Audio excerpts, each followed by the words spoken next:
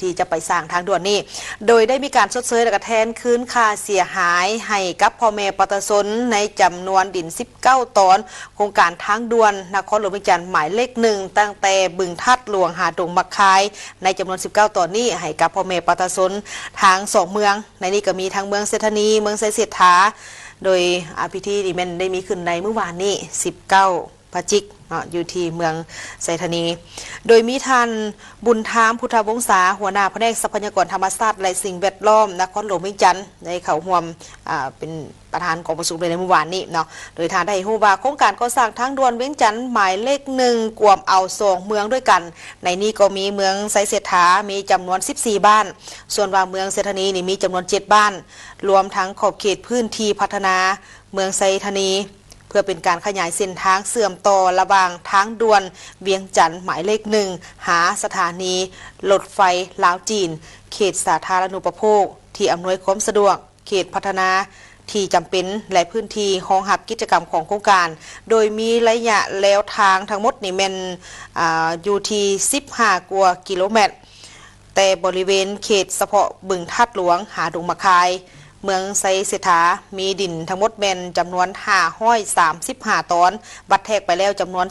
324ตอนประกอบสำนวนและก็เซ็นบทบันทึกในเบื้องต้นนี่จำนวน209ตอนส่วนว่าเมืองเศรษฐนีนี่มีตอนดินทั้งหมดอยู่ที่333ตอนบัตรแทกไปแล้วทั้งหมดแมน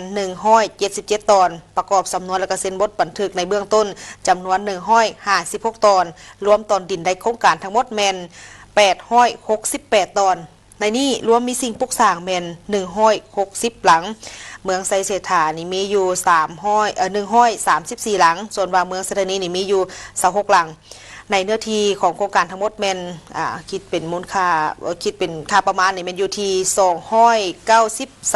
293.16เฮกตาร์เนาะส่วนว่าค่าชดเชยในเบื้องต้นนี่อยู่ที่ประมาณ300กว่าตื้อกีบหรือว่าประมาณ41ล้านกว่าดอลลาร์สหรัฐ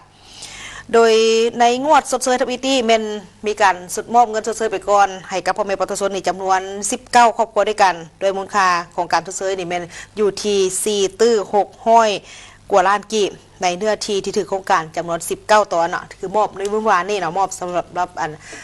ที่ดินในจำนวน19ตอนเนาะในเมื่อวานนี้เนาะและ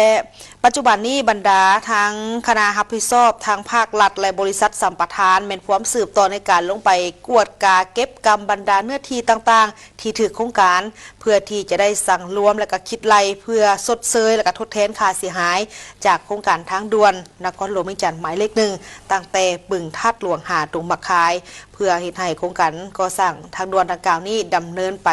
ตามแผนการที่ได้มีการกำหนดเอาไว้อันนี้มันเป็นการชดเชยให้กับพ่อแม่ประชาชนที่ถูกผลกระทบในเบื้องต้นจำนวน19ครอบครัวก่อนแล้วส่วนหนึ่งเท่านั้นยังมีอีกหลายภาคส่วนที่ยังจะต้องได้มีการคิดไล่ตื้มอีกให้มีความเหมาะสมต่อกับเนื้อที่ดินของประชาชนรวมทั้งสิ่งปลูกสร้าง